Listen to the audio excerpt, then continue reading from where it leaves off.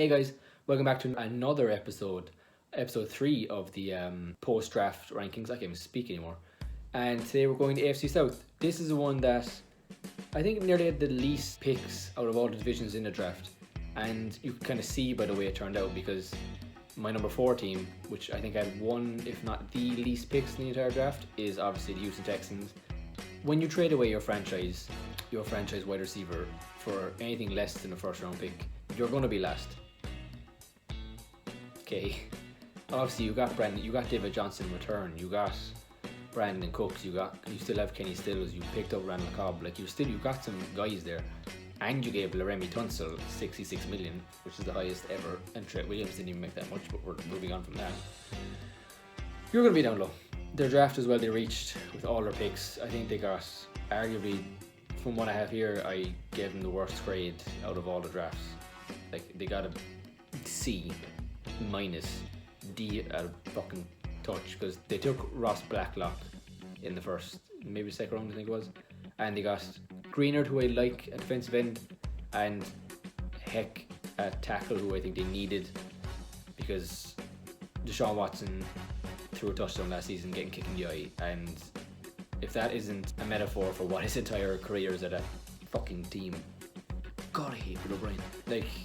You lost DeAndre Hopkins, they did not get any better. Obviously you got, let me put it this way, Deshaun Watson and that offense will win you games. They're going to be a top 5 offense anyway, because Deshaun Watson's one of those generational talents. He's just going to make shit happen.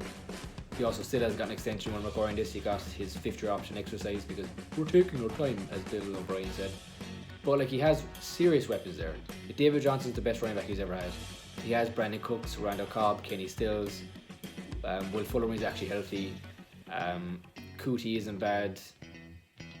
They're just so frustrated even that they exist, because that defense is horrendous. I like Bernard McKinney, JJ Watt's obviously there, but he's getting up in age. They lost DJ Reader.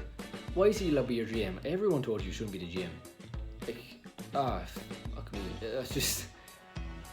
I feel bad for Houston fans, because their team's being run by an idiot. It's going to be run by an idiot for a long time. DeAndre Hopkins, JJ Watt, Jadeveon Clowney's gone. That was middle last year. He was gone. What you have left? Their offense is going to be fun to watch, but they're going to be starting from the 20-yard line less every, from touchbacks. They're going to be inside the 25-yard every time. So it's going to be very hard for them to win games. I don't know how they're going to win games, but anyway, that's where they are. That's their situation. I don't even want to talk about them, because it frustrates me so much that Deshaun Watson's still there. Deshaun Watson's an MVP candidate player, but I think he's up there. He's in my, for how much he's to do for that team, he's up there in my rankings for who I think could be MVP, but just because he has to do so fucking much. So yeah, they're going to be 4 until Bill O'Brien's gone out of there and he gets fucking Deshaun Watson's help. So I just don't know what else to say to you. My number 3 might be a bit weird for people, but I have the Tennessee Titans, who were in the AFC Championship game obviously last season, but I don't like how much they've lost. They drafted well, and in my opinion, they got Darren Evans, which is a perfect yin to Derrick Henry's yang. He's complete speed back, while Derrick Henry is speedy, but that's not what we know him for. We know him for being an absolute train of a man. And they got Isaiah Wilson, so I think that's something Tannehill needed, because he needs more help in front of him. Even though Dennis Kelly, they also got in free agency. They obviously still have Taylor Lewan when he's healthy. They have a lot there still, but the fact that bothered me mostly about their offseason was they traded away Jarrell Casey. They got Vic Beasley, which is nice, and obviously Dennis Kelly, but they lost Cameron Wake, who was a veteran who they needed, who still performs somewhat good. Ryan Suckup is gone, Delaney Walker is gone, Logan Ryan is gone. Now, that's fine. They brought in Christian Fulton, who is an extremely good man-to-man cornerback, which I think bring them back up to where they were, because they still have Kenny Vaccaro, Kevin Byard, Adoree Jackson, they still have, that back group is good. That fucking DB core. They obviously the offensive line. They have Jeffrey Simmons, Jack Crawford. Their defensive line isn't great.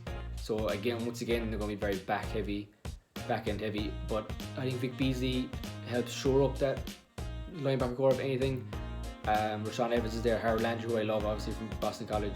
Like their defense still is a lot to desire, but I don't think they could get beat over the top, especially bringing in Christian Fulton and have him to learn off like the likes of Kevin Byard and Adoree Jackson. I think this is one of the most perfect landing spots for him, and they did really well to get him. But I don't think teams will know how to game plan for this team next year. It'll be hard to stop Derrick Henry, because obviously we saw every team was able to game plan for him during the year because he's just downhill runner. You just have to stop him, but you couldn't stop him.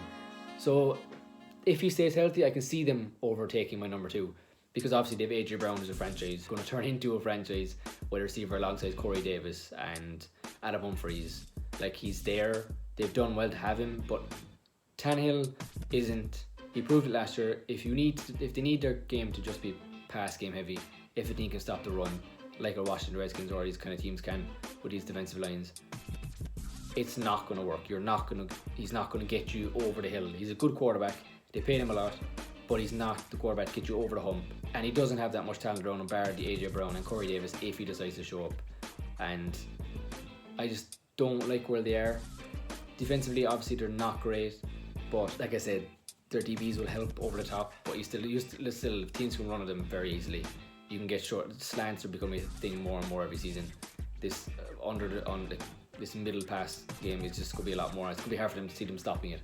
So despite having a decent enough draft, I think they're still not. They're not as bad as Bill O'Brien, but they're not better than what I think my number 2 is the Jaguars. So I can have they're not clear. AFC South is very up there again this year. It's very, you don't know what you're going to get from any quarterback or any teams. So that's why my number 2 is Gardner Minshew, because I'm going with how well they didn't draft, because I love what they didn't draft. Like, I gave him A minus because I couldn't give him perfect. But they got CJ Henderson after losing AJ Bouye and Jalen Ramsey last season. They got Clavon Chase on after Yannick Ngakoue was going to be gone. They got, then on the offensive side, they got Laviscus Chenault and they got Colin Johnson. And the defense, obviously they drafted Josh Allen last year. They still have, Ngakoue's going to be gone, but they have Miles Jack. They brought in Joe Schober. Like, they've done well, fill up that team, and that defense still has Clavon Chase on and CJ Henderson are playmakers already. Miles Jack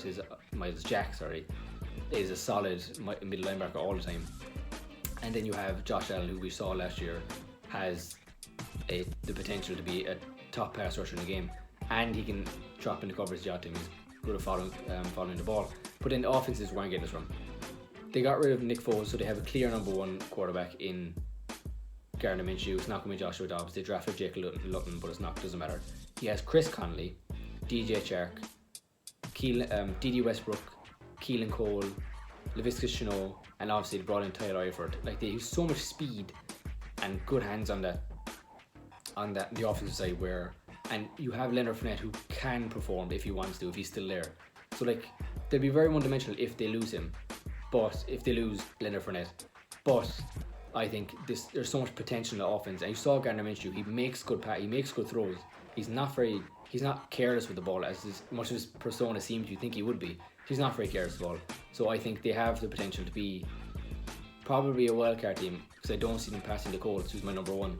But yeah, I think they're the second best team. But again, that's literally anyone could flop around. The Colts could end up last in the division. This division is so all over the place. It's ridiculous. But for now, I have the Colts at number 1. Simply because, as much as I don't think... First of all, their draft, I thought they drafted very well.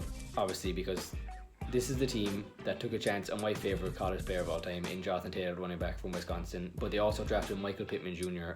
and they got Jacob Eason, who has very high upside. He has a cannon of arm. Probably, I think everyone's saying he's the biggest arm in the draft. Him and Jordan Love are very close on that side of it. But I think he's the lesser risk and probably lesser reward too. But you have Phillip Rivers for a season. You traded for DeForest Buckner. Who are the team players they got? Trey Burton they got in. Xavier Rhodes, I don't like getting him in there, but he could come back to an all-pro type cornerback. You got Ty Carey as well at cornerback. They also have Darius Leonard, Anthony Walker. They have so many good guys on that defense already. Malik Hooker could turn out to be, like last year, he showed flashes of being what everyone thought he'd be from being a first-round pick a couple of years ago. Rocky Sin, I really like a cornerback drafted last year, and then his weapons on offense are crazy. Like they lost Eric Ebron, but they brought in Trey Burton, who's equally as athletic as Eric Ebron was.